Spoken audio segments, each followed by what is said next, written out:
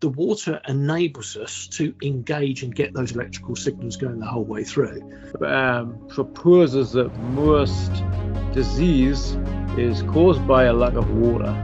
We are deriving it from food, but we're not getting the effect of it from food until it's separated back out and it's reintroduced back into the body.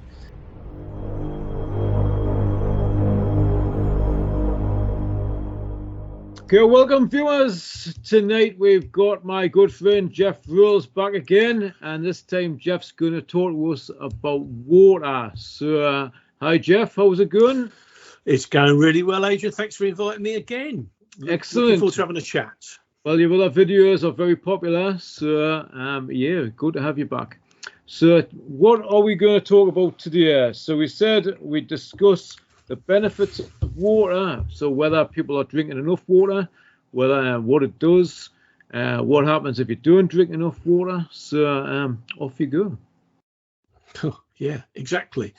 Really simple resource, and I know we've alluded to it in the past in one of the last videos that we put up.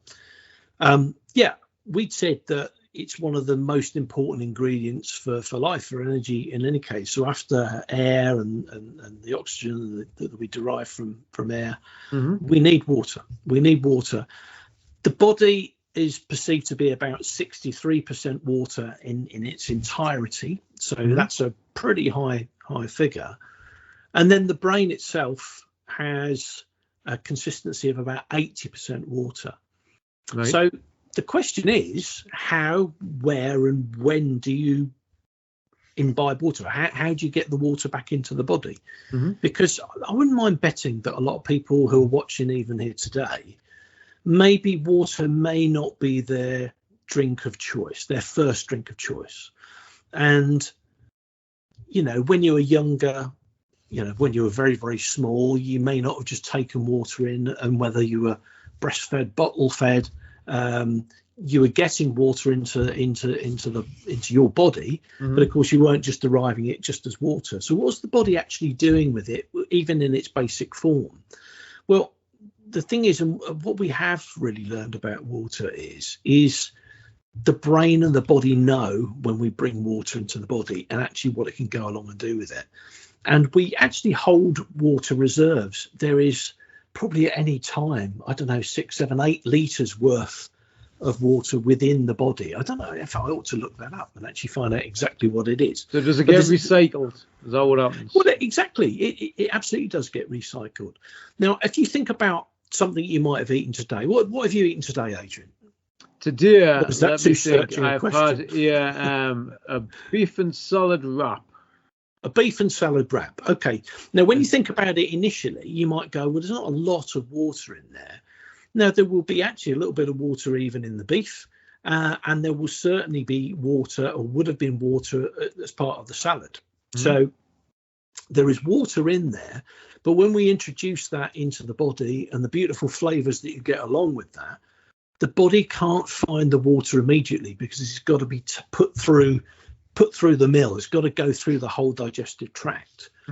But the thing is how does it recognize if something is water or not? Is there something simple that's going on? And from what we know, in the mouth, maybe towards the back of the mouth, and I believe it's around about sort of the epiglottis area, so the back of the throat area, we've got receptors, and those receptors that towards the back of the mouth there recognize when we bring just water into the body.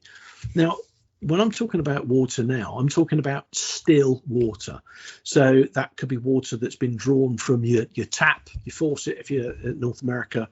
It could be bottled water. It could be water that's been through a Berkey filter, an ordinary small filter in the kitchen, but just standard water. If you just introduce standard water into your body, the body will recognize it as just ordinary water and sends a message to the rest of the body via the brain to go, the drought is over. We can release reserves of water into the rest of the body, whether it's through the musculature, through the bloodstream, and however else that we get that around the body. But we can utilize that immediately. Is that why sometimes people want to go to the toilet as soon as they drink plain water? Well, yeah, sometimes. I mean, it could well be the case. I'm not saying that's me, but after 5 minutes, have a drink of water, and immediately it feels like you need to go to the toilet if it's plain water. Well, yeah, possibly, and that's certainly for you, Adrian. It may not be the case for absolutely everybody, but the thing is yeah, bring water into the body can do something with it immediately. Now, if you think about it, first and foremost, we said the body is about 63% water. The brain is a good 80% water. So the first part of the body that actually benefits from introducing water into the body is the brain. Now, we know we've got the two hemispheres of the brain. Yeah, they touch together, joined at the corpus callosum. And of course, what we're also able to do is we're able to send messages from one hemisphere of the brain across to another hemisphere of the brain. And these could be messages in terms of what it is we're thinking or planning to do, where our position in space, in geography, at the time of day, all sorts of things like that. But because the brain is a good 80% water, water conducts electricity. And really, the messages that are being passed around the brain, of course, are electrical. The water enables us to be able to do that as easily as possible. Now, if you send messages, for example, from one hemisphere of the brain across to the other hemisphere of the brain, and yet you are dehydrated, so you've not had still water, you might have had some other food, but the body's actually processing that and it can't use that food. It's got nothing to backfill with it. Now, what happens is all the organs of the body start to get slightly dehydrated. The effect when we're dehydrated in the brain, bearing in mind it's 80% water, is such that what we also recognize is those two hemispheres that we sort of said touch, 1-2% dehydrated, the hemispheres just begin to peel back away from each other. Now, if it's peeling back away from each other, it might still want to send messages from one side to the other, but it almost reminds me back of doing physics experiments, in science years and years ago, when we were doing an experiment with a thing called, do you remember something called a Van de Graaff generator? Yeah. Apparently, but also being a static electricity. Also being a great new wave band as well. Look that one up on Wikipedia later. But the Van de Graaff generator was that thing here. You'd spin the cord around, and then you'd have these big metal ball and a small ball, and it would create, a wonderful lightning bolt or mini lightning bolt. And of course, when we were kids at school, we wanted it to be bigger and bigger and bigger and making more and more banging noises. We don't really need that going on inside our brain. But the thing is, it was able to do that because of the charge, but there was no water for it to go along and travel through. Well, in a similar way in our brain, the water enables us to engage and get those electrical signals going the whole way through. So if we're dehydrated, effectively, messages have got a tiny bit further to travel sometimes. So anything you can do to keep yourself hydrated is already going to help the brain out. But if it's had that effect on the brain, what effect has it had on other organs inside the body? It's just that the brain is the most hungry of all the organs. So does the brain actually shrink there then a little bit on either side? Both hemispheres shrink a little bit. Yeah, absolutely right. So, it shrinks away. I don't know if you've also noticed from time to time, if you recognise, and not just you, Adrian, but any of the viewers as well, if you sometimes recognise that you're a little bit dehydrated, sometimes you could pull the skin on the back of your hand. Now, if you're quite hydrated, it will ping back really quite quickly. If it takes, a second or so for it to go back again, it would suggest, again, there's not enough water in your body to enable that elasticity of the skin to reset the way that it could possibly be. So there are small things that you could go along and do to just look at, how hydrated you can possibly be. And one of the other things that you can talk about, before we even talk about also how sometimes the water is separated out in the body, is in your urine, in terms of how you expel it through urine. And quite apart from the first urination of the day, which we'd expect to be darker in colour, if you're quite hydrated during the day, and I know it might not be something you're used to doing, just peering down the toilet to actually just see the colour of the urine, but it's an amazing. Well, yeah, no, exactly. And hang on, I remember I'm talking to you, Adrian. You will know about this, but it's a really good indicator to actually how hydrated you are. And the lighter the color, generally, the more hydrated we are. So if it's, a darker, I think we talk about like a straw-like color, a light straw-like color would indicate that actually your body is adequately hydrated, and that water leaving the system is just what it's leaving the system now, because it can't do anything more with it at that point in time. Right. If it's darker, it would suggest that actually it's having to do an awful lot more work. And we know from the effects of everything in terms of how the excretion system works is that by the time it gets to the kidneys, in fact, we were only just, even before the video, I'm talking about the kidneys a little bit, we're recognizing, well, there's too much of stuff that's left. The kidneys will help recognize what that is, and then move that out through that particular system. So, the darker the color, the more it's having to work harder to move the excess product away from the body that it can't use at that particular point in time. So urination is a great idea for looking at how hydrated you are. Yeah, you could actually just grab the back of your hand and just see how quickly the skin pings back. If it pings back nice and quickly, it would probably suggest that you're quite adequately hydrated. So have you ever read the books by Dr. Batman? Dr. Batman. Yeah, Batman. I haven't read them, but I'm aware of them. Yeah. Yes, I think his is very, very interesting about levels of hydration, and he pretty much proposes that most disease is caused by a lack of water.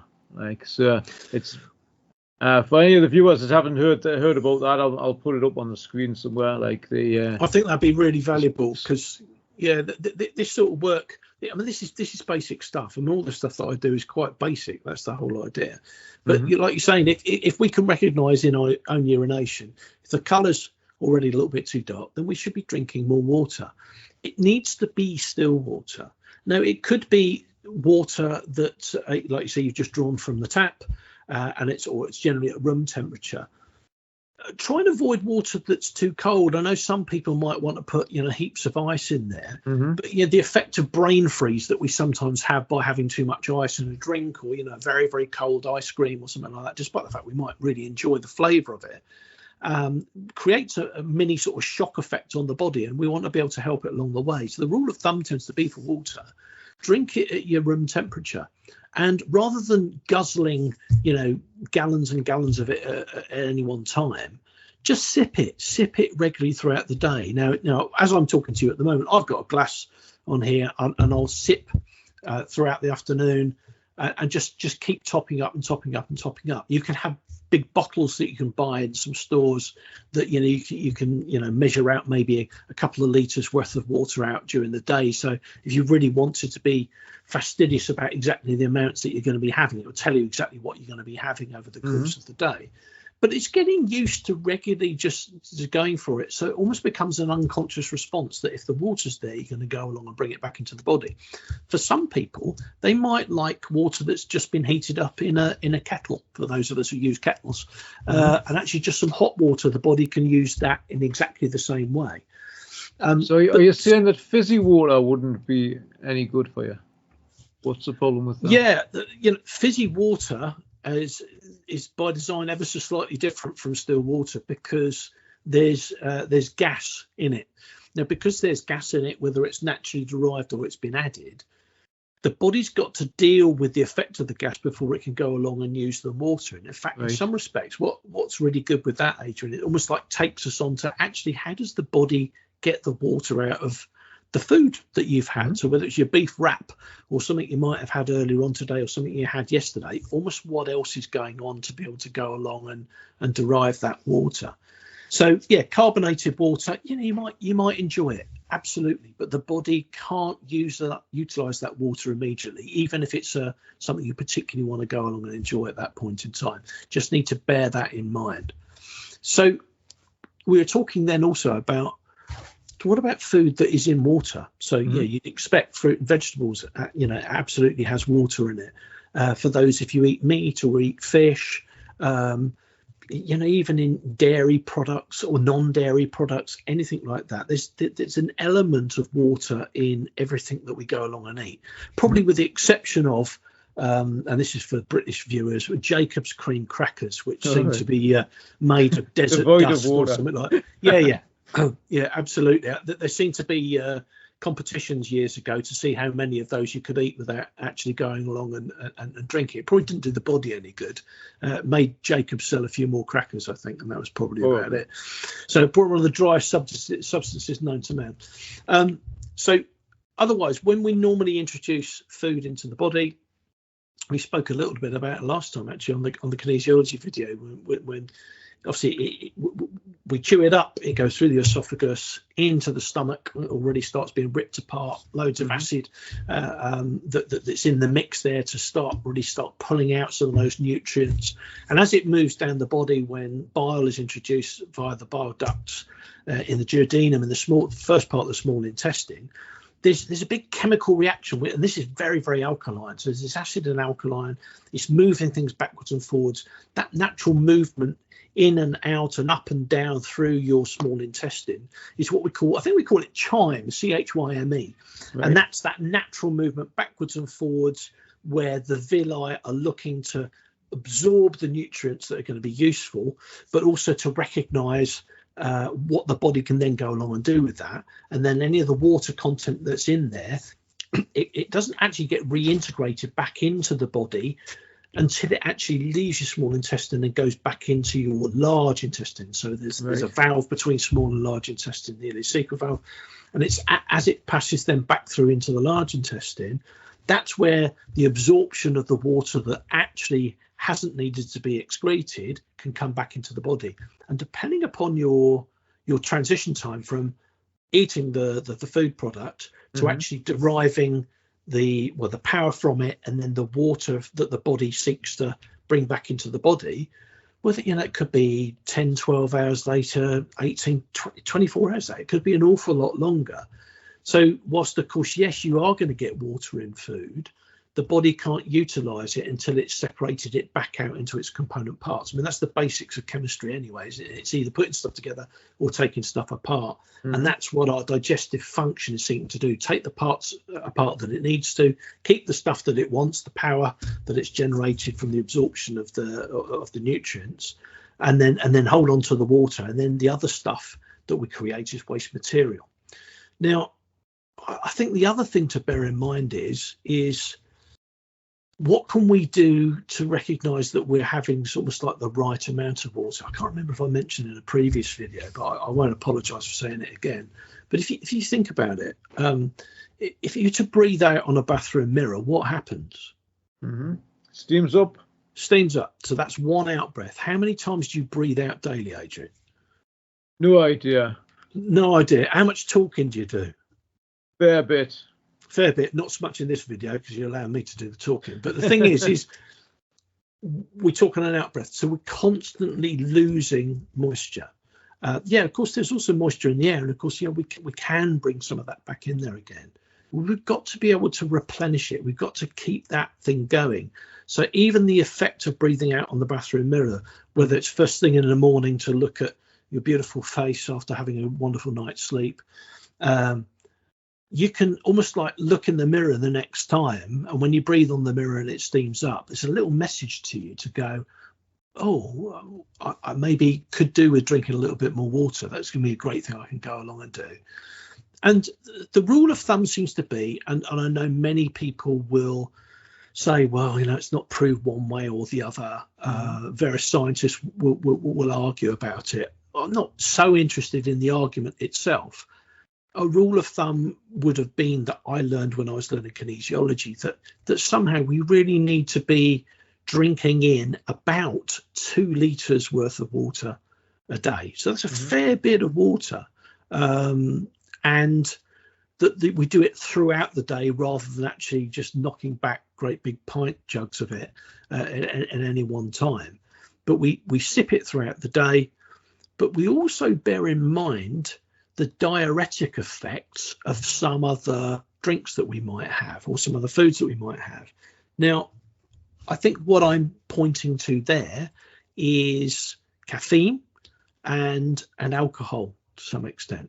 Now, I have a little bit of caffeine. I can have about 1 cup of coffee a day because that's about enough, and I need to have it early. But we recognise that caffeine is both a stimulant, but it's a bit of a depressant as well. But what it is it's a diuretic, i.e. it takes more water to process and move through the body than we get from what the product is. So if you were to have a cup of coffee, you really could do with the glass of water for the cup of coffee, and then you need to have another glass of water the same size to actually replenish and put you back in credit again.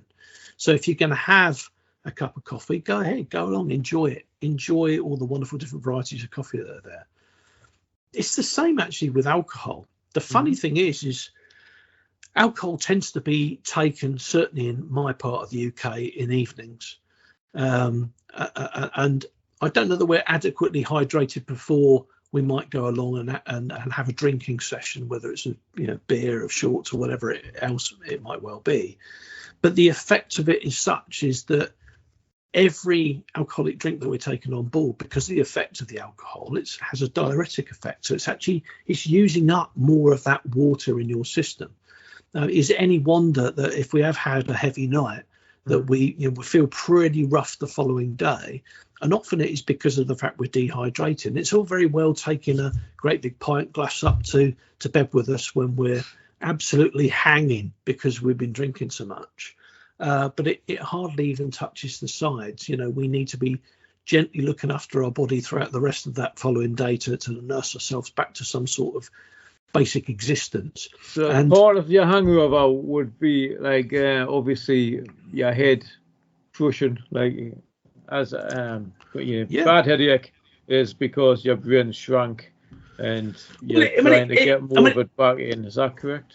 Well, I don't know. You see, the thing is, the brain doesn't recognise pain. It doesn't feel pain. There's no receptors in there for pain. But often seems to be the case, and again, I don't know if this is completely true or not, but a lot of headaches that we have anyway are often to do with our digestive process. Somehow about the balance not being right across the whole body. So that could be coming from your gut then. That's it. Well, sort of. It sort of could be. But in my experience working with people, if they've been eating something that hasn't agreed with them, and they go, I've often had a headache, and then they take it away from what their ordinary diet, and then they go, actually, I haven't had the headache. And I go, well, maybe there is a bit of a connection there. Now, I don't necessarily know that it is or it isn't. Possible. It's like evidence. It's possible. But exactly, everything is completely possible with that.